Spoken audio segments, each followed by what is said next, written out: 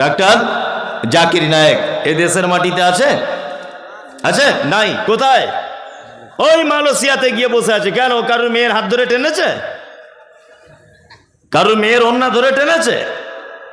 বাংলাদেশের যত বক্তা সব এই দেশের মাটিতে ভিসা পাচ্ছে। আব্দুর রাজ্জাক বিন ইউসুফ ভিসা পায় না। কারণ কি? আব্দুর রাজ্জাক বিন ইউসুফ তোমার মেয়ের ওন্না ধরে টেনেছে? ও ভিসা পায় না কেন? ওনার বেটা আব্দুল্লাহ বিন আব্দুর রাজ্জাক ভিসা পায় না কেন?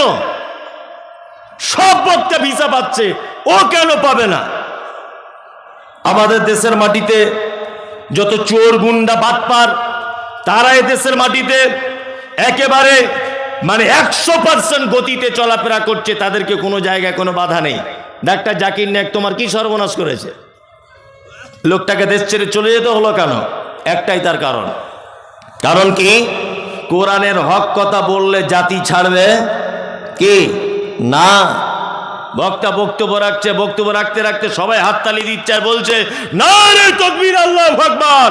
আগামী বছরের ডেটটা আবার লিখেলেন হুজুর। এবছরে ক টাকা নিলেন? 20,000।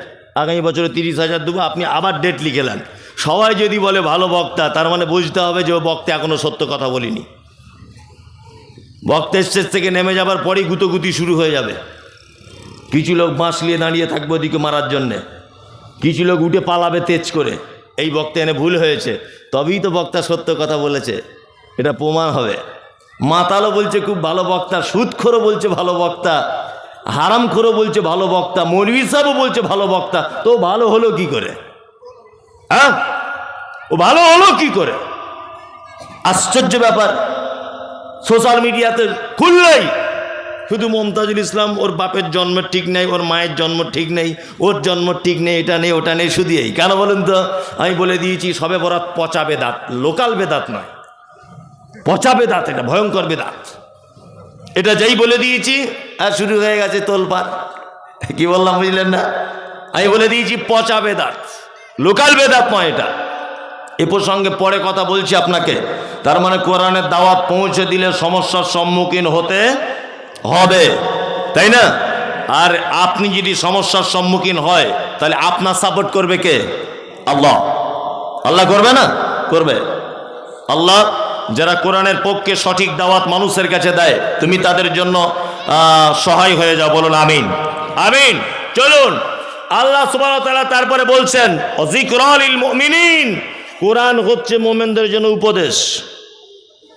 যিকরা, জিকির মানে স্মরণ করা। জিকির মানে কি? স্মরণ করা। কোরআন তেলাওয়াত করলে আল্লাহ স্মরণ চলে আসে। আল্লাহু আকবার। পবিত্র আল কোরআন আল্লাহ বলছেন কি? ইন্নামাল মুমিনুনা আল্লাযীনা ইযা যুকিরাল্লাহু ওয়াজিলাত কুলুবুহুম ওয়া ইযা তুলিয়াত আলাইহিম আয়াতুহু যাদাতুহুম ঈমানা ওয়া আলা রাব্বিহিম ইয়াতাওয়াক্কালুন। আল্লাহ বলে মুমিন হলো তারা যাদের সামনে কোরআন তেলাওয়াত করা হয়, কোরআনের আয়াতগুলি বলা হয়। আল্লাহ বলছেন কোরআনের আয়াত তার সামনে বলা হলে যাদাতুহুম ঈমানা, মুমিন তোমার ঈমান বেড়ে যাবে সাথে সাথে করে। আল্লাহু আকবার। ঈমান বাড়ে? বাড়ে না। আজ থেকে 3 মাস আগে উমরায় গিয়েছিলাম। উত্তর দিনাজপুরের একজন চাচা আমার সাথে গিয়েছিল। অশিক্ষিত লোক, লেখাপড়া জানে না, বাংলাও লিখতে জানে না, কোনো রকম গ্রাম্য বাংলায় কথা বলতে পারে। তা কাবাতে তওয়াফ যখনই করি, চাচা আমার জামার কলারটা এইভাবে ধরে রাখে। তা আমি বারবার বলি চাচা তুমি আমাকে ধরে রাখো, আমার তো ডিস্টার্ব হয়। তখন চাচা বলে এত লোক, আমি বাংলা ছাড়া কিছু বুঝি না, যদি হারিয়ে যায় আমার 4 বিঘা জমি ধান লাগানো আছে, ধান সব বেকার হয়ে যাবে।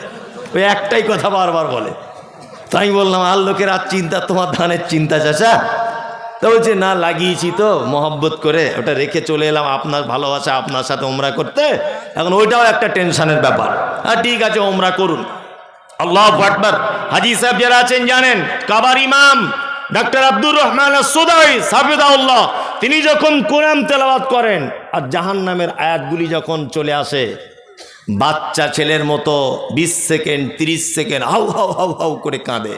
Ethiopia, Tanzania, German, Japan, France, Bharat, Pakistan, Bangladesh, যে ভাষী হোক না কেন, ডাক্তার আব্দুর রহমান আসুদাইসের তেলাওয়াতে সবাই কাঁদতে থাকে।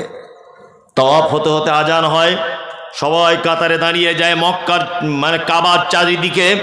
আমিও দাঁড়িয়ে গেলাম। আমার ডান দিকে চাচা দাঁড়িয়েছেন উত্তর দিনাজপুরের। কাবার ইমাম তেলাওয়াত করছেন, ইয়াউমা তারাউনাহা তাযখালু কুল্লু মুরজিআতিন আম্মা আরজাআত ওয়া তাযাউ কুল্লু যাতি হামলিন হামলাহা ওয়া তারান নাসা সুকারা ওয়া মা হুম বিসুকারা ওয়ালাকিন্না আযাবাল্লাহি শাদীদ। সূরা হজের আয়াত কাবার ইমাম তেলাওয়াত করছেন। বাংলা মানে হলো এই, আল্লাহ বলছেন কিয়ামতের দিনটা এত কঠিন দিন, গর্ভবতী মা কিয়ামতের দিনে দাঁড়িয়ে থাকবে, তার বাচ্চা নিচের দিক দিয়ে হয়ে যাবে, বুঝতে পারবে না। দুগ্ধ দানকারিণী মা তার বাচ্চাকে দুধ পান করাতে ভুলে যাবে, আর মানুষগুলিকে দেখা যাবে সব যেন তারা মাতাল। আল্লাহ বলে অমাকুম বিসুকারা, একজনাও তারা মদ পান করেনি। ওয়ালাকিন্না আযাবাল্লাহি শাদীদ, শুধু আমার কঠিন আযাব, এই আযাবের ভয়ে মানুষ থর থর থর থর থর থর করে মাতালের মতো থাকবে, কাঁপবে, মাতালের মতো অভিনয় করবে কিয়ামতের মাঠ। এই আয়াতটা যখন তেলাওয়াত করছেন আব্দুর রহমান আসুদাইস বাচ্চা ছেলের মতো হাউ হাউ করে কাঁদছেন। আমি মুমতাজুল ইসলাম একটু আধটু আরবি বুঝি, একটু আধটু পুরুনা বুঝলেও কোরআনের এই আয়াতটা যখন আমারও স্মরণ হয়ে গেল, আমার চোখ দিয়েও পানি পড়তে শুরু করে দিল। আমার পাশে যে চাচা দাঁড়িয়ে আছে নিরক্ষর চাচা, দেখলাম বাচ্চা ছেলের মতো আমার থেকেও জোরে জোরে হাউ হাউ করে কাঁদছে। নামাজের পরে চাচাকে নিকটে ডেকে বললাম, চাচা আমি না হয় আলেম মানুষ, কিছু বুঝলাম বলে কাঁদলাম, তুমি কেন কাঁদলে বলো? চাচা বলছে, মুমতাজুল আমার বয়স 60 থেকে 65 বছর, তুমি আমার বেটার বয়সীর, তবে শোনো, কোরআন শুনলে যে ঈমান বেড়ে যায়। পৃথিবীতে এতদিন বেঁচে আছি, প্রায় আমার 50 বছর নামাজ ধরা হলো, বাচ্চা বয়স থেকে নামাজ পড়ি, কিন্তু কোরআন শুনলে কখনো চোখ দিয়ে পানি এলো না। আর আজকের কাবার ইমামের তেলাওয়াত শুনে এত ভালো লেগেছে, চোখ দিয়ে পানি চলে এলো। আমি বললাম, চাচা ভালো লাগেনি, এটা আল্লাহর ওয়াদা। আল্লাহ বলেছেন যাদাতুহুম ঈমানা, মুমিনের সামনে যখন কোরআন যখন তেলাওয়াত করা হবে, মুমিনের ঈমান তখন যেন বেড়ে যাবে, ঈমান বেড়ে যাবে মুমিনের। কোরআন তেলাওয়াত শুনলে ঈমান বাড়ে? বাড়ে না। এই যে রমজান মাস আসছে, ইমাম সাহেব যদি 10 মিনিট তারাবির জায়গায় 15 মিনিট করে দেয়, ওর চাকরি 12:30 বেজে যাবে, যাবে না? বেতের নামাজ নিয়ে 1 ঘন্টা লাগছে ইমাম সাহেবের, একটু ভদ্রভাবে তেলাওয়াত করছে মাখরাজ সহকারে। মুসল্লিরা বাইরে এসে মিটিং করছে আর বলছে ইমাম সাহেব পাল্টাতে হবে। সারাদিন কাজ করে কি আর 1 ঘন্টা দাঁড়িয়ে থাকা যায়? ভালো করে বুঝবেন। কমিটি চাপে পড়ে ইমাম সাহেবকে বাদ দিয়ে দিল 15টা রোজাতে। আবার আর একটা ইমাম সিলেক্ট হয়েছে, বাচ্চা করেছিল অল্প বয়স, সে এসে একটা চাচাকে জিজ্ঞেস করছে, চাচা 15টা রমজানে তো আর ইমাম চেঞ্জ হয় না, তো কি ব্যাপার 15টা রমজানে আপনাদের ইমাম চেঞ্জ হলো? বলছে গরুর গাড়ির মতো কোরআন পড়ে, ঘোড়ার ডিম, খুব দেরি হয়, এই জন্য ওকে বাদ দিয়ে দিয়েছে। তাই বলছে হ্যাঁ। উনি মাদ্রাসায় পড়া ছেলে, বুদ্ধিমান, এ বুঝতে পেরেছে তাহলে নিশ্চয় যে যত তাড়াতাড়ি পড়াতে পারবে তত বড় ইমাম, চাকরি আমার মোটামুটি লংজিভিটি বাড়বে। ওর লাগতে 1 ঘন্টা, এ মোটামুটি 35 মিনিটে বেতের টেতে সব শেষ করে দিয়েছে। মুসল্লি তখন বাইরে এসে বলছে, এই হচ্ছে শালা বাপের বেটা ইমাম। আর আগে যে ছিল ধুর ঘোড়ার ডিম, কিছু জানে না কোরআন পড়তে, এত লেট হয়। তার মানে আমাদের কাছে যে যত গতিতে তেলাওয়াত করতে পারবে সে তত বড় ইমাম। অথচ আল্লাহর ভাষা কি? আল্লাহ বলছেন আয়াতুহু যাদাতুহুম ঈমানা ওয়া আলা রাব্বিহিম ইয়াতাওয়াক্কালুন। মুমিন হলো তারা যাদের সামনে কোরআনের আয়াত তেলাওয়াত করা হবে, আল্লাহ নিজে বলছেন যাদাতুহুম ঈমানা, কোরআনের একটা আয়াত শুনলে তার ঈমান বৃদ্ধি পাবে, ঈমান বাড়বে তার। কি বললাম বুঝলেন? কোরআন তেলাওয়াত করি, কোরআন তেলাওয়াত করি। ও আনন্দবাজার পত্রিকা পড়ে, সময় নাই। সময় আছে? আল্লাহু আকবার। এই যে মাঘে রমজান আসছে না, কয়েকদিন পর, 2-3 দিন পর, আল্লাহ সুবহানাহু ওয়া তাআলা কি বলছেন? ইয়া আইয়ুহাল্লাযীনা আমানু, এই তোমরা যারা ঈমানের স্বীকৃতি প্রদানকারী তোমরা শোনো, কুতিবা আলাইকুমুস সিয়াম, তোমাদের উপরে সিয়াম অর্থাৎ রোজাকে কি করা হয়েছে? ফরজ করা হয়েছে। কামা কুতিবা আলাল্লাযীনা মিন ক্বাবলিকুম, যেমন তোমাদের পূর্ববর্তীদের উপরেও ফরজ করা হয়েছিল। লাআল্লাকুম তাত্তাকুন, যাতে তোমরা পরহেজগার হতে পারো। তাকওয়া, আল্লাহ ভীতি যাদের তোমাদের ভিতরে তৈরি হয়, এই জন্য আমি রমজানের সিয়ামকে কি করলাম? ফরজ করলাম। সিয়াম পালন করি তো? হ্যাঁ করি। আবার কিছু কিছু লোকের গ্যাসের অসুখ দেখা দেবে আর 2 দিন পরেই। এখন আলহামদুলিল্লাহ খুব ভালো, ভালো না? কারোর পেটের অসুখ দেখা দিবে, কারোর মাথার অসুখ দেখা দিবে। সব 16 বছরের মেয়ে, তাও মা বলছে এইটুকু মেয়ে কি করে রোজা করে, চেহারা খারাপ হয়ে যাবে। আবার বলছে ও পরীক্ষা দিতে যাবে, কি করে রোজা রাখবে? পরীক্ষার সঙ্গে রোজার কি সম্পর্ক? হ্যাঁ, যুবক ছেলে 16, 17, 18 বছর বয়স, ওর মা বলছে আমার বাচ্চা ছেলে ভোরবেলাতে উঠতে পারে না। তোমার বাচ্চা ছেলে রাত 2টো পর্যন্ত ফিল্ম দেখতে পারে মোবাইলে, তখন অসুবিধা হয় না, তোমার বাচ্চা ছেলে সাহারির সময় উঠতে পারে না? আশ্চর্য ব্যাপার। খুব সাবধানে থাকবেন। এই রমজান মাস এটা বরকতপূর্ণ মাস নয়? আপনারা সকলেই জানেন। আমাদের বাড়িতে মেহমান এলে কি করি? আমি যদি এখন আপনার বাড়িতে যাই, তা আপনার স্ত্রী কি করবে? যে বিছানার চাদরটা খাটের উপরে বিছানা আছে ওটা তুলে দিয়ে নতুনটা পেতে দিবে ভালো করে, পারবে না? হ্যাঁ। বাথরুম ঘরটা পরিষ্কার করে রাখবে। মমতাজুল ইসলাম আসছে আমাদের বাড়িতে, যা তা কথা নয়। প্রতিদিন যেমন মাংস রান্না করতো তেমন করবে না, একটু স্পেশাল করে যে ভালো করে খাওয়াতে হবে হুজুরকে, করবে না? আল্লাহ নবী সাল্লাল্লাহু আলাইহি ওয়াসাল্লাম বলছেন ইজা দাখালা রমাজান, রমজান যখন প্রবেশ করে, ফুতিহাত আবু আবু সামা, আল্লাহ ফেরেশতাদেরকে বলে ফেরেশতারা এসব এদিকে চলে এসো, আসমানের দরজা খুলে দাও, তাড়াতাড়ি করে আসমানের দরজা খোলো, আমার রমজানের মেহমান তারা সব আসছে রমজানে। আল্লাহু আকবার। আল্লাহ নিজে জান্নাতকে সাজান। আল্লাহ গুল্লিকাত আবু আবুর নার, আর জাহান্নামের দরজাকে বলা এই চলো তুমি আটকে যাও, রমজান মাস চলছে। অসুল সিলাতি শায়াতিন, শয়তানদেরকে লোহার জিঞ্জিলে করে বেঁধে দেওয়া হয়, কারণ রমজানের সম্মানে, তাই না? রমজানে কি সম্মান? রমজানে এত সম্মান কেন? রমজানের এত সম্মান কেন? আল্লাহ তাআলা বলছেন শাহরুর রমাজান আল্লাযী উনজিলা ফীহিল কোরআন, এটা হচ্ছে সেই রমজান যে রমজানে কোরআন অবতীর্ণ করা হয়েছে, তাই না? এখন পলাশিতে এলেই কিন্তু সে নবাব সিরাজের যুদ্ধের কথা, আমবাগানের একটা স্মৃতি মনে পড়ে যায়, যায় না? পলাশিতে এলেই মনে হবে এই সেই পলাশি। এর নাম এত বিখ্যাত কেন? এখানে নবাব যুদ্ধ করেছিল ব্রিটিশদের সাথে আমবাগানে, এই জন্য তো পলাশির এত নাম। কলকাতার এত নাম কেন? না, কলকাতার হাওড়া ব্রিজ খুব বিখ্যাত, কলকাতার রসগোল্লা খুব বিখ্যাত। রমজানের এত সম্মান কেন? রমজানের এত মর্যাদা কেন? আল্লাহ তাআলা বলছেন আল্লাযী উনজিলা ফীহিল কোরআন, এর মর্যাদা এই কারণে যে এই মাসে কোরআন অবতীর্ণ করা হয়েছে, তাই। কি বলছি বুঝতে পারছেন?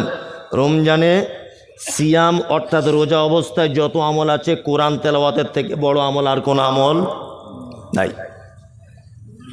সিয়াম অবস্থাতে সাহারি থেকে ইফতারি পর্যন্ত যে টাইমটা আপনি পাবেন শুধু কোরআন তেলাওয়াত, শুধু কোরআন তেলাওয়াত। কি বলছি বুঝতে পারছেন? আমরা কোরআন তেলাওয়াত করি? ওসব এতে ঝামেলাতে নাই। আমরা কি করে সস্তায় জান্নাতে যাওয়া যাবে সেই রাস্তাটা বলে দেন, এই রাস্তা আমরা ঘুরছি। আল্লাহ তুমি আমাদের কোরআন বেশি বেশি করে তেলাওয়াত করার তৌফিক দান করো, আমিন আমিন। চলুন আল্লাহ তারপরে বলছেন ইত্তাবিউ মা উনজিলা ইলাইকুম মির রাব্বিকুম, তোমরা আনুগত্য করো রবের পক্ষ থেকে যেটা অবতীর্ণ হয়েছে, তার নাম আল্লাহর পক্ষ থেকে কি অবতীর্ণ? কোরআন।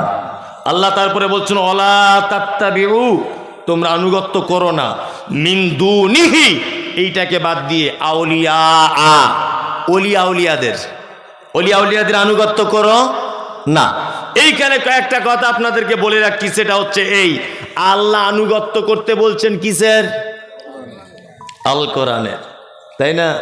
আমি বারবার বলছি শবে বরাত নামক কোনো শব্দ হাদিসে নাই, বারবার বলছি শবে বরাত বলে কোনো শব্দ কোরআনে নাই, আর ও বারবার বলছে এটা আমাদের বড় হুজুর বলেছে।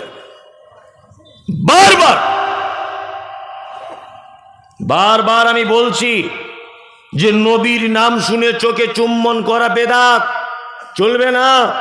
এটা হাদিসেও নাই, কোরআনেও নাই, বলছে এটা আমাদের বড় হুজুরের ফতোয়া।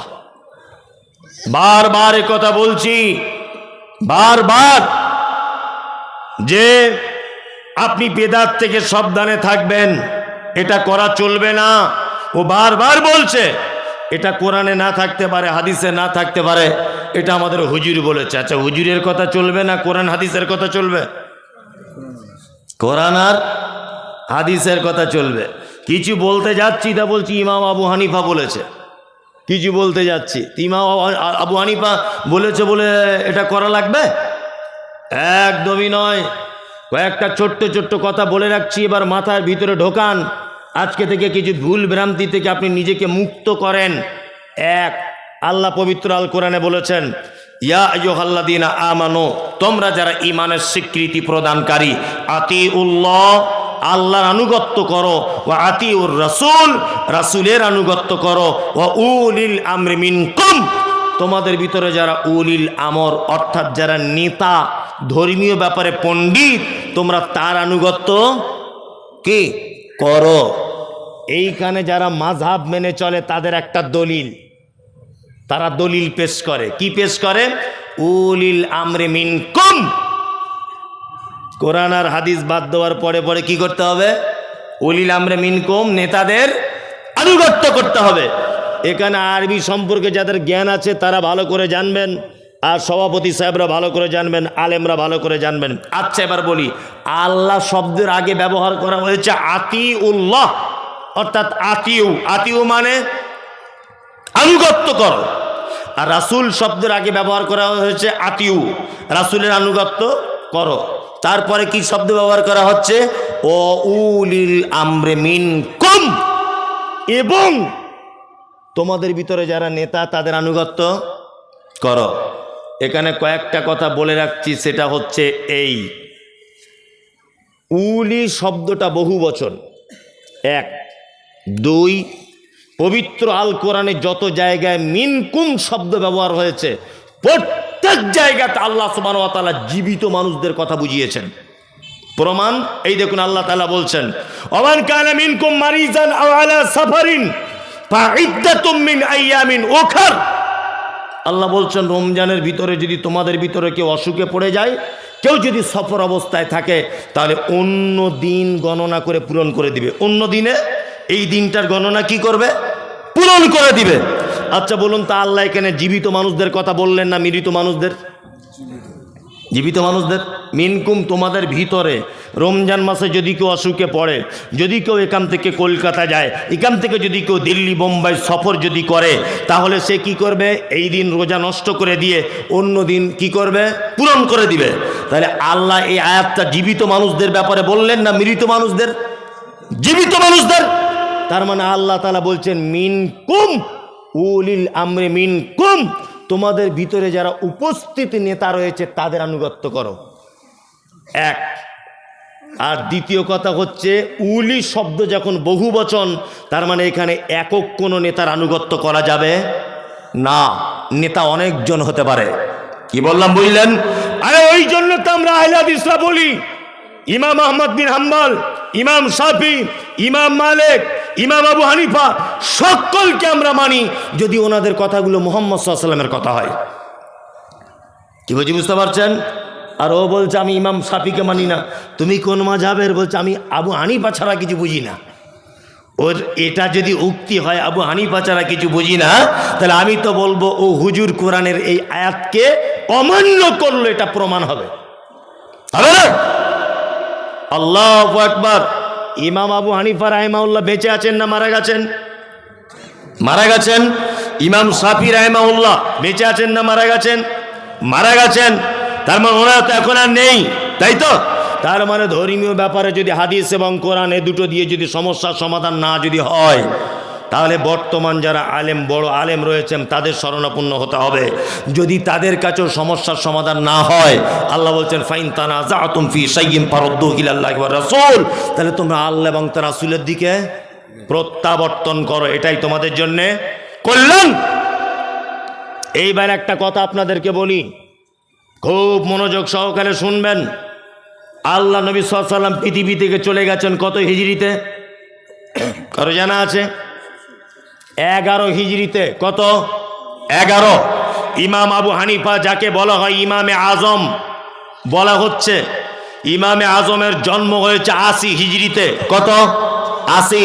তার মানে আল্লাহ নবী সাল্লাল্লাহু আলাইহি ওয়াসাল্লাম চলে যাবার কত বছর পরে জন্ম? 69 বছর পরে। নিশ্চয় ইমাম আবু হানিফা রাহিমাহুল্লাহ মায়ের পেট থেকে তিনি ইমাম হননি, মিনিমাম 10 বছর পড়াশোনা করতে হয়েছে, তাই না? তারপর ইমাম হয়েছে। তার মানে আল্লাহ নবী সাল্লাল্লাহু আলাইহি ওয়াসাল্লাম চলে যাবার 79 বছর পর ইমাম হয়েছেন ইমাম আবু হানিফা রাহিমাহুল্লাহ, তাই তো? এবার আপনাকে একটা কথা বলি, 150 হিজরিতে পৃথিবী থেকে চলে গেছেন ইমাম আবু হানিফা রাহিমাহুল্লাহ, 150 হিজরিতে জন্ম হয়েছেন ইমাম শাফি রাহিমাহুল্লাহ। এইভাবে 300 হিজরির ভিতরে সমস্ত আইম্মায়ে কেরামগণ পৃথিবী থেকে চলে গেছেন। ইমাম আহমদ বিন হাম্বল, ইমাম শাফি, ইমাম মালিক, ইমাম আবু হানিফা, ইমাম বুখারী, ইমাম তিরমিজি, সমস্ত আইম্মায়ে কেরাম 300 হিজরির ভিতরে পৃথিবী থেকে চলে গেছেন। তখনও পর্যন্ত শবে বরাতের জন্ম হয়নি। 300 হিজরি পর্যন্ত নবী দিবস ছিল না। 300 হিজরি পর্যন্ত কিয়াম ছিল না। 300 হিজরি পর্যন্ত হালুয়া রুটি ছিল না। 300 হিজরি পর্যন্ত দাঁড়িয়ে ইয়া নবী সালাম আলাইকা ছিল না। 300 হিজরি পর্যন্ত নবীর নাম শুনে চোখে চুম্বন করতে হবে ছিল না। তারও 150 বছর পরে শবে বরাতের জন্ম। তার মানে মুহাম্মদ সাল্লাল্লাহু আলাইহি ওয়াসাল্লাম পৃথিবী থেকে চলে যাবার 450 বছর পরে শবে বরাতের জন্ম। এটা সুন্নত হয় কি করে? সুন্নত কোনো জিনিস প্রমাণ করতে গেলে মুহাম্মদ সাল্লাল্লাহু আলাইহি ওয়াসাল্লামকে বেঁচে থাকা অবস্থায় প্রমাণ লাগবে। কি বলছি বুঝতে পারছেন? কিছু বুঝতে পারছেন? কত বড় বিয়াদব! বলছে নবীজির দাঁত ভেঙে দিয়েছিল, নবীজি শক্ত জিনিস খেতে পারেনি, ওই জন্য একটু হালুয়া করে খাই। বলে না? বলে। আপনাকে একটা জিনিস বোঝাচ্ছি, আমি শুনে নেন। আমার বেটা যদি এখন বলে যে আমি আমার বাপের বরযাত্রী গিয়েছি, কথাটা কেমন? চলবে? চলবে না। আচ্ছা, হালুয়া করে কোন মাসে? আরবি শাবান মাসে, তাই না? শাবান মাসে হালুয়া করে 15 তারিখে। আল্লাহ নবী সাল্লাল্লাহু আলাইহি ওয়াসাল্লামের দাঁত ভেঙেছে উহুদের মাঠে। কোন মাসে? শাওয়াল মাসের 7 তারিখে। কোন মাসের? শাওয়াল মাসের 7 তারিখে। শাবানের পরের মাসের নাম কি? রমজান। রমজানের পরে শাওয়াল 7 তারিখ। তার মানে 15 তারিখ থেকে এইদিকে 15 দিন, ওদিকে 1 মাস। 1 মাস 15 দিন আর ওদিকে 7। 15 7 কত? 22। মানে এখনো নবীজির দাঁত ভাঙতে 1 মাস 22 দিন বাকি। ও বিয়াদব তার আগে হালুয়া করে বসে আছে। তার মানে এর পাছার চামড়া তুলে দিতে হবে হারাম করে। এখনো দাঁত ভাঙতে 1 মাস 22 দিন বাকি আল্লাহ নবী সাল্লাল্লাহু আলাইহি ওয়াসাল্লামের। কি বলছি বুঝতে পারছেন? ও আগে থেকে হালুয়া করে বসেছে, তার মানে ও দাঁত ভাঙার পক্ষে। দাঁত এখনো ভাঙেনি যাতে নবীজির দাঁত ভাঙে। হালুয়া খেয়েই ও সুন্নত পালন করবে। কত বড় হারামখোর! আল্লাহু আকবার। এই দেখুন, আপনাকে আরো মজার কথা বলি, সব গোপন কথা। কি? বাড়িতে মোমবাতি জ্বালাচ্ছে, বলছে বেটা চারিদিকে দিবি, ঘরের সাইডে আছে সব জায়গায়। বলছে কেন আব্বা? বলছে তোর দাদুর রুহু আজকে আমাদের বাড়িতে ঢুকবে, অন্ধকারে যাতে অসুবিধা না হয়, ধাক্কা টাক্কা না মারে। সব দেখবেন বাড়িতে মোমবাতি জ্বালাচ্ছে। ওর দাদুর আর কাজ নাই, ও কবরে কি হালাতে আছে, তার পাছাতে মুগুরের বাড়ি চলছে কিনা ঠিক নাই, বলছে ওর দাদু ঘরে আসবে। কি বলছি বুঝতে পারছেন? বেঁচে থাকা অবস্থায় কোনোদিন তার ঘরে লাইট ছিল না, আর মরে যাবার পরে মোমবাতি জ্বালিয়ে দিয়েছে, বলছে তার রুহু আসবে। আর ওর রুহু আসবে তুমি কি করে বুঝলে? আর তুমি দেখলে কোন চোখ দিয়ে যে ওর রুহু আসছে? আশ্চর্য ব্যাপার। আমাদের সব কি কোন দলের বলুন, আপনারা সবাই দেখতে পাবেন আমাদের বিশেষ করে মহিলারা বিশেষ করে এই পাপের সঙ্গে যুক্ত, এই বেদাতে যুক্ত নয় বেশিরভাগ। আমি আর লোকের কথা কি বলবো, আমার মা আমাকে জিজ্ঞাসা করছে তাহলে সবে বরাতের দিন রোজা রাখতে হবে তো, মানে আগেকার দিনের মেয়ে তো মূর্খ সুর্খ লেখাপড়া জানে না। তো আমি বলছি কেন তুমি আজকে রোজা রাখবে কেন? বলছে না তোর বড় বুবু ফোন করেছিল রোজা রাখতে বলছে, মানে ওরা সব আর কি অন্য মাযহাবের, আমার আব্বা বিয়ে শাদী দিয়েছে, সব রোজা রাখতে বলছে। আমি বলছি তুমি এই 15 তারিখকে কেন্দ্র করে যদি রোজা রাখো তা তোমার জাহান্নামে যাওয়ার জন্য এটাই যথেষ্ট হয়ে যাবে। কি বলছি বুঝতে পারছেন? একদম নয়। কেন? যারা প্রত্যেক মাসে মাসে 3 দিন রোজা রেখে অভ্যস্ত তারা রাখবে। কেউ যদি ঢং করে বলে সবে বরাতের দিন 15ই শাবানে সিয়াম পালন করতে হবে, তাহলে এটা বেদাত। আর মুহাম্মদ সাল্লাল্লাহু আলাইহি ওয়াসাল্লাম কি বলেছেন? কুল্লু বিদাতিন যালাল ওয়া কুল্লু জালালাতিন ফিন্নার। প্রত্যেক নতুন আবিষ্কৃত ইবাদত হচ্ছে ভ্রষ্টতা। প্রত্যেক ভ্রষ্টতাকারী স্থান ফি মধ্যে, নার মানে আগুন, আগুনের মধ্যে। আল্লাহু আকবার। আল্লাহ তুমি আমাদের সহিহ হাদিস এবং কোরআন মোতাবেক চলার তৌফিক দান করো, বলুন আমিন আমিন। হুজুরের কথা ইসলাম চলবে না আমার আপনার কথাই চলবে, না কোরআন এবং হাদিসের কথাই চলবে? কোনটা? কোরআন এবং হাদিসের কথাই চলবে। কোনো এক জায়গায় বক্তব্য রাখতে রাখতে আমি বলেছি, জানাজা করতে গেছি কোনো এক জায়গায়, তো একটা চাচা বলছে সবাই দোয়া বলুন, মিনহা খালাকনাকুম ওয়া ফিহা নুঈদুকুম ওয়া মিনহা নুখরিজুকুম তারাতান উখরা। আমি জোরে জোরে বলে দিচ্ছি এই দোয়া চলবে না, বিসমিল্লাহ বলে দেন। চাচা তখন বলছে মমতাজুল ইসলামের মতো বদমাশ মৌলভী সাহেব জগতে নাই। আজ কেন চাচা কি হলো তোমার? তুমি কত দূর লেখাপড়া শিখেছো? কোরআনের আয়াত মিনহা খালাকনাকুম বললে অসুবিধা কোথায়?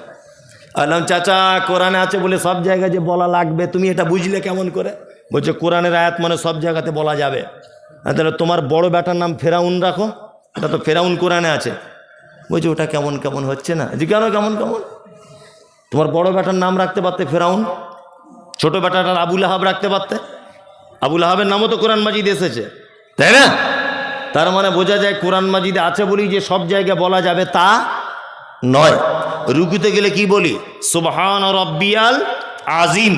এইটার পরিবর্তে কেউ যদি বলে কুল হুয়াল্লাহু আহাদ আল্লাহুস সামাদ, নামাজ হবে না থাকবে না যাবে? নামাজ বাতিল হয়ে যাবে। কেন? সুবহান রাব্বিয়াল আজিমের থেকে তো কুল হুটা আরো ভালো, ভালো না? কেন নামাজ বাতিল হবে কেন? মানে ওই জায়গাটায় ওইটা সিস্টেম নাই। তাই ওই জন্য সকল দিনই ভাই ও বোনেদের কাছে বিনীত অনুরোধ, আল্লাহ তাআলার ভাষা শুনুন। আল্লাহ বলছেন ইত্তাবিউ, তোমরা আনুগত্য করো, মা উনজিলা ইলাইকুম মির রাব্বিকুম, রবের পক্ষ থেকে যেটা অবতীর্ণ করা হয়েছে অর্থাৎ আল কোরআন। আর অন্য আয়াত অনুযায়ী বোঝা যায় মুহাম্মদ সাল্লাল্লাহু আলাইহি ওয়াসাল্লামের কথা অর্থাৎ সহিহ হাদিস। এই দুটো ছাড়া আর আমল করার মতো বা মান্যতার যোগ্য কোনো বই পৃথিবীতে আর নাই। এইবার আপনাদেরকে মজার কয়েকটা কথা বলে দিই, দিয়ে চলে যাব। এক, আল্লাহ তারপরে বলছে ওয়ালা তাত্তাবিউ মিন দুনিহি আউলিয়া, আর ওলিয়া আউলিয়াদের আনুগত্য করবে কি না? এই আল্লাহর ওলি বুঝেন তো কাদের বলে? আল্লাহর ওলি হওয়া সহজ না কঠিন? এই বলছে কঠিন, মানে ওনাকে ভাবানো হয়েছে কঠিন। আমাদের কেমন করে বলে আল্লাহর ওলি, কেমন করে ডেফিনিশন কেমন করে দেয় আমাদের সামনে জানেন তো? ও ভাইরা, ও মায়েরা, অমুক জায়গার একটা আল্লাহর ওলি ছিল, 30 বছর বিয়ে শাদী করেনি, গোপগুলো বড় বড়, এত আল্লাহর প্রেমিক ছিল। সে এক অজুতে আজকে 30 বছর এশার নামাজে অজুতে ফজরের নামাজ পড়তো। আর কি করতো না, তার একটা ডান পাটা গাছের ডাল এরকমভাবে ঝোলানো থাকতো। এত বড় আল্লাহর ওলি। ও বন্ধুরা, আমাদের অমুক জায়গার একটা বড় ওলি ছিল, এত বড় আল্লাহর ওলি, সুন্দরবন বেড়াতে গেছে। নৌকায় করে যখন যাচ্ছে আল্লাহর ওলি, তখন একটা বাঘ এসে নৌকাতে ঝাঁপ দিয়ে পড়েছে খাবে বলে। ওলি তখন বলছে, চাই বিয়াদব কোথাকার, আমি আল্লাহর ওলি আর আমাকে খেতে এসেছিস। বাঘ তখন বলছে, হুজুর নমস্কার, আপনি যে পীর সাহেব আমি ব্যাপারটা বুঝতে পারিনি। নিয়ে বাঘ চলে গেল জঙ্গলে। এত বড় আল্লাহর ওলি ছিল। আল্লাহর ওলি জঙ্গলে নদীতে যেতে যেতে দেখছে বাঘ নদীর মাঝখানে এইরকমভাবে হাত জোর করে নৌকার সামনে দাঁড়িয়ে বলছে, হুজুর আমাকে ক্ষমা করে দেন, আপনি না ক্ষমা করলে পৃথিবীর কেউ ক্ষমা করবে না। পাবলিক বলছে, না রে তকবীর, আল্লাহু আকবার। মনে মনে বলছি যে বক্তার পাছার চামড়া তুলে দিতে হবে আর শ্রোতার সব জল বিচ্যুতি লাগিয়ে দিতে হবে। কি বলছি বুঝতে পারছেন না? আরে বাঘ কোনোদিন নদীর সামনে হাত জোর করে দাঁড়াতে পারে? পারে? আল্লাহ, মিথ্যা কথা। আল্লাহর ওলি সম্পর্কে আমাদের কেমন ধারণা দেওয়া হয়েছে? আমাদের ধারণা দেওয়া হয়েছে, ওলি বাবা, ওলি মানে সাংঘাতিক ব্যাপার, বিয়ে শাদী করা যাবে না, মেয়ে ছেলের কাছে থাকা যাবে না, গোঁপ কাটা যাবে না, মাথায় বড় বড় চুল উকুন থাকতে হবে, এমন গায়ে গন্ধ হতে হবে যেন কেউ সাইডে না টিকতে পারে। এইসব আল্লাহর ওলিদের ডেফিনিশন আমাদের কাছে, তাই না?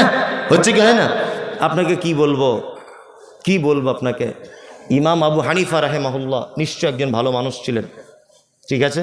উনি কত বড় আলেম এটা আমি বলছি না, তবে উনি মানুষ হিসাবে খুবই ভালো মানুষ ছিলেন, ইমাম হিসাবে খুব ভালো মানুষ, খুব যোগ্য মানুষ। ওনার উপরে আমার শ্রদ্ধা ভালোবাসা। কিন্তু ওনার মুরিদেরা, ওনাকে যারা ভালোবাসেন, ওনার ব্যাপারে এত মিথ্যা কথা বলেছে, সব আমার কাছে প্রমাণ আছে, বিনা প্রমাণে কথা বলছি না। এখন যদি আমার গাড়ি থেকে বইগুলো আনতে বলি তাহলে তো জলসা জমে যাবে। কি বললাম বুঝলেন? ইমাম আবু হানিফার ব্যাপারে বই লেখা হচ্ছে, ওনার জীবনী। কি বলছে? তিনি যখন জীবনের শেষবার হজ করতে গেছেন, শেষবার, তখন কাবায় দাঁড়িয়ে আমার দিকে ফিরুন এরকম। আচ্ছা বলুন তো, এইভাবে একটা মানুষ কতক্ষণ দাঁড়িয়ে থাকতে পারে এক ঠাঙের উপরে? 2 মিনিট থাকবে না? 10 মিনিটই থাকবে।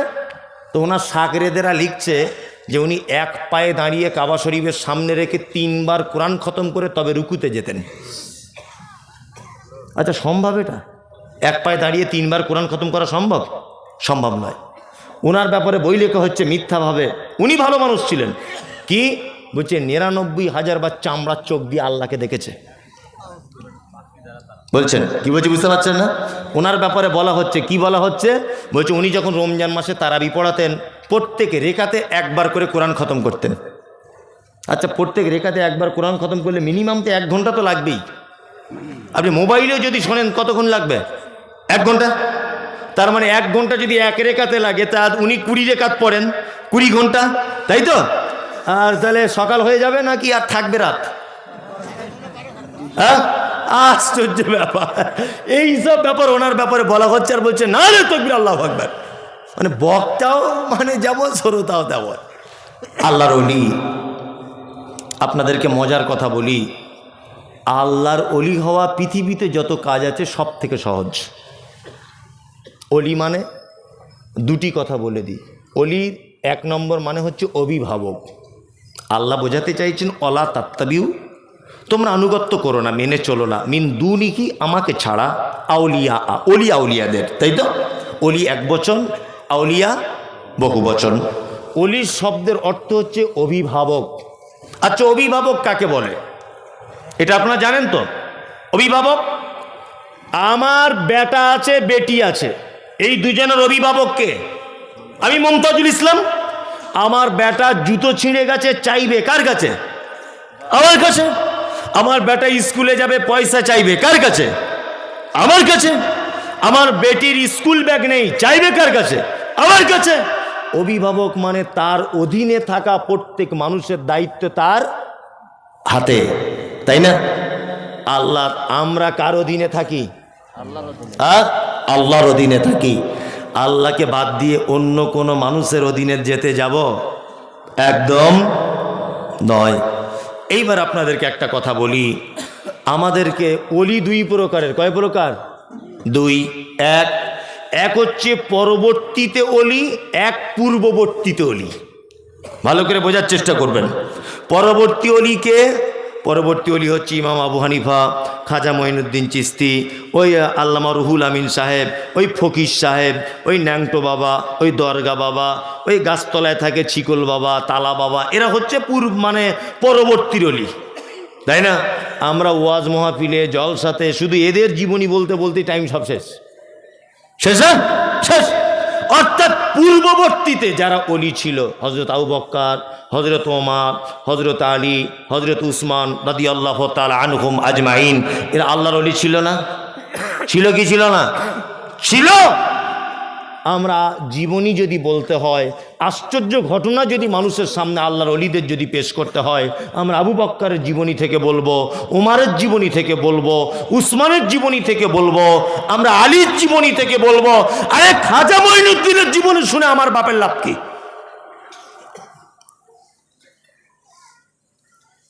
ফুরফুরা শরীফের পীর সাহেব দাদা হুজুর, ওনার জীবনী শুনে আমার লাভ কি? ইমাম আবু হানিফার জীবনী শুনে আমার লাভ কি? কোনো লাভ নেই। 3 ঘন্টা ধরে বক্তব্য রাখছে শুধুমাত্র খাজা মঈনুদ্দিন চিশতির জীবনী দিয়ে। কে বলেছে বক্তব্য রাখতে খাজা মঈনুদ্দিনের চিশতির জীবনী দিয়ে? এই জীবনী শুনলে কোনো নেকি হবে? 10 পয়সা নেকি নেই। পৃথিবীতে 4 শ্রেণীর মানুষ আল্লাহ তাআলার পক্ষ থেকে প্রাইজ প্রাপ্ত। 1, আনা আমাল্লাহু মিনান নাবিয়্যিনা ওয়াস সিদ্দিকিনা ওয়াশ শুহাদাই ওয়াস সালিহিন। 1 নবীগণ, 2 সাহাবায়ে কিরামগণ, 3 শহীদগণ, 4 সালিহিন সৎ কর্মপরায়ণ যারা তারা। এই 4 শ্রেণীর মানুষ ছাড়া তৃতীয় কোনো ব্যক্তির আর গল্প শোনা যাবে না। চলুন, আল্লাহর অলি মানে আশ্চর্য ঘটনা, আমরা যেটা জানি, তাই না? জি, সাহাবীদের জীবনে আশ্চর্য ঘটনা ঘটেনি? ঘটেছে। আপনাকে চমৎকার চমৎকার কয়েকটা ঘটনা বলি, মরা মানুষের মতো আপনি বসুন। 1, হযরত আবু হুরায়রার নাম শুনেছেন? শুনেছেন। আল্লাহ নবী সাল্লাল্লাহু আলাইহি ওয়াসাল্লামের সাথে পেয়েছিলেন মাত্র 3 বছর। কত বছর? 3 বছর। সব থেকে বেশি হাদিস বর্ণনা করেছেন কে? আবু হুরায়রা, তাই না? হাদিসের পাতা উল্টালে আনাবি হুরায়রাতা, আনাবি হুরায়রাতা, আনাবি হুরায়রাতা সব জায়গাতে। আর মহিলাদের মধ্যে আনা আয়েশাতা রাদিয়াল্লাহু তাআলা আনহা, আনা আয়েশাতা রাদিয়াল্লাহু তাআলা আনহা। মহিলা সাহাবিয়াতদের ভিতরে আয়েশা, আর পুরুষদের ভিতরে আবু হুরায়রা অধিক হাদিস বর্ণনা করেছেন, তাই তো? চমৎকার ঘটনা, আপনার গায়ের লোম খাড়া হয়ে যাবে শুনলে। হযরত আবু হুরায়রা বলছেন, আমি নতুন ইসলাম কবুল করলাম, নতুন ইসলাম কবুল করলাম। আসহাবে সুফফাতে বসবাস করতাম। কোথায়? আসহাবে সুফফাতে। আসহাবে সুফফাদের খাওয়া দাওয়া কিছু থাকতো না। অন্যান্য সাহাবীরা হাদিয়া দিলে খেতেন, না তোবা চুপচাপ মেরে বসে থাকতেন। তো হযরত আবু হুরায়রা বলছেন, এত খিদা লেগেছে একদিন আর থাকতে পারলাম না। আল্লাহ নবী সাল্লাল্লাহু আলাইহি ওয়াসাল্লাম মেম্বারে যেখানে খুতবা দিতেন, ওখানে পেটের সাথে এরকম পেট লাগিয়ে চুপচাপ মেরে বসে আছেন। কে? আবু হুরায়রা। উনি ভাবছেন যে এখানে বসে দেখো তার কাজ নাই, খাওয়া দাওয়া পাবো না, একটু রাস্তার দিকে যাই। আবু হুরায়রা রাস্তার দিকে বার হলেন। বার হয়ে রাস্তাতে বসে আছেন, মনে মনে ভাবছেন কোনো মানুষের কাছে তো ডাইরেক্ট খাবার চাওয়া যাবে না, নবী সাহাবী বলে কথা, ডাইরেক্ট চাওয়া যাবে? যাবে না। হযরত আবু হুরায়রা মনে মনে ভাবছেন যে কোনো একটা কৌশলে কিছু চাইতে হবে। রাস্তা দিয়ে আসছেন কে? হযরত ওমর। তা আবু হুরায়রা বলছেন, ওমর ভাই, কোরআনের এই আয়াতটা সম্পর্কে একটু বলে দেন তো। আবু হুরায়রা ভাবছেন, আমি ক্ষুধার্ত, 1 দিন 2 দিন খাওয়া হয় না, এরকম মানুষকে চোখ মুখ দেখলে একটু বোঝা যায় না? যাবে। ওমর বিচক্ষণ মানুষ, হয়তো আমার দিকে দেখলে বুঝতে পারবে যে ক্ষুধার্ত। হযরত ওমর কি করলেন? আবু হুরায়রার দিকে তাকালেন, কোরআনের আয়াতটা বললেন, চলে গেলেন। আবু হুরায়রা মনে মনে ভাবছেন, তাহলে চালাকি আর কাজ হলো না, চালাকি আর কাজ হলো না। দ্বিতীয়বার আসছেন কে? আবু বকর সিদ্দিক রাদিয়াল্লাহু তাআলা আনহু। তিনি আসছেন। হযরত আবু হুরায়রা একই ঘটনা, আবু বকরও বুঝতে পারলেন না, চলে গেলেন। তৃতীয়বারে এসছেন কে? বিশ্ব নবী জনাবে রাসূলুল্লাহ সাল্লাল্লাহু আলাইহি ওয়াসাল্লাম এলেন। আসার পরে আবু হুরায়রার দিকে তাকিয়ে মুচকে হেসে বলছেন, আবু হুরায়রা কি খবর? কি খবর? খিদে পেয়েছো তাই তো? চলো আমার সাথে চলো। আবু হুরায়রা নিজে বর্ণনা করছেন, আল্লাহ রসুল হাঁটছেন, আমি আল্লাহ রসুলের পিছনে পিছনে হাঁটছি। আল্লাহ রসুল বাড়ির ভিতরে চলে গেলেন। যাওয়ার পরে আমার জন্য বলছেন, আবু হুরায়রা, আরে বরকতের খাবার হাদিয়া চলে এসেছে আজকে। আল্লাহু আকবার। কি এক পেয়ালা দুধ। আবু হুরায়রা মনে মনে ভাবছে, এক পেয়ালা দুধে তো আমার পেটের এক কোনায় পড়ে থাকবে। আল্লাহ নবী বলছেন, আবু হুরায়রা এক কাজ করো, আসহাবে সুফফাতে যতজন সাহাবী আছে সব সাহাবীকে ডেকানো যাও। আবু হুরায়রা তো মন আরো খারাপ, এক পেয়ালা দুধ, আল্লাহ রাসূল আবার আমাকে না দিয়ে আবার অন্যান্য সাহাবীদেরকে ডাকতে বলছেন, এ কেমন কথা। কি বললাম বুঝলেন? কেউ কেউ মত প্রকাশ করেছে যে আসহাবে সুফফাতে তখনকার দিনে প্রায় 150 জনের কাছাকাছি সাহাবী ছিল, তবে এ মত সঠিক নয়। কি বললাম বুঝলেন? 150 জনের কাছাকাছি, 150 জন বাদ দেন, 50 জন ধরুন সাহাবী। নবীজি বলেছেন, আবু হুরায়রা তো দেরি করতে পারছেন না, চট জলদি চলে গেলেন, আসহাবে সুফফা সব সাহাবীকে আনলেন। আল্লাহ নবী সাল্লাল্লাহু আলাইহি ওয়াসাল্লাম আসহাবে সুফফা সাহাবীদেরকে আনলেন বাড়িতে ডেকে, আর পেয়ালাটা আবু হুরায়রাকে দিয়ে বললেন, সবাইকে একবার একবার করে পান করতে বলো। আবু হুরায়রা একজনকে যখন পেয়ালা দিয়েছে, মনটা খুব খারাপ, যে আল্লাহ রাসূল যদি আমাকেও প্রথম পেয়ালাটা দিত তবু এক হতো, এই যা কেস, তাহলে আমি আর দুধ পাবো না। আবু হুরায়রা বলছেন, এক এক করে দুধ আমি পান করাতে লাগলাম। একদম সহি হাদিস এটা, এক এক করে সব সাহাবীর দুধ পান করা হয়ে গেল। আল্লাহ রাসূল এবার আবু হুরায়রাকে বলছেন, আবু হুরায়রা তুমি দুধ পান করো। আবু হুরায়রা তখন খুব লোভে লোভে আর কি দুধ পান করছেন, দুধ পান করে পেট ভর্তি। তখন আল্লাহ রাসূল সাল্লাল্লাহু আলাইহি ওয়াসাল্লাম আবার বলছেন, আবু হুরায়রা আবার পান করো। আবু হুরায়রা বলছেন, আল্লাহ রাসূল আমার তো আর পজিশন নাই। আবু হুরায়রা আবার একটু পান করলেন। আল্লাহ রাসূল বলছেন, আবু হুরায়রা আবার করো। আবু হুরায়রা বলছে, আল্লাহ রাসূল আর কোনো মতেই জায়গা খুঁজে পাচ্ছি না, পেটে আর জায়গাই নাই। কি বলছি বুঝতে পারছেন না? আল্লাহ নবী সাল্লাল্লাহু আলাইহি ওয়াসাল্লাম নিজে দুধ পান করলেন। এবার আপনাকে আমি বলছি, এক পেয়ালা দুধ 100 থেকে 150 জন মানুষ খাওয়া সম্ভব না অসম্ভব? আল্লাহ চায় সম্ভব, ওটা আলাদা বিষয়। দুনিয়াবি দৃষ্টিতে সম্ভব না অসম্ভব? অসম্ভব। প্রথমত কথা মনে রাখতে হবে যে এটা নবীজির একটা মুজিজা, 1। 2, এই ঘটনা থেকে শিক্ষা নেন। 2 নম্বর শিক্ষা কি? সাহাবীদের ভিতরে এবং নবীজিদের ভিতরেও অলৌকিক কিছু ঘটনা ঘটে ছিল।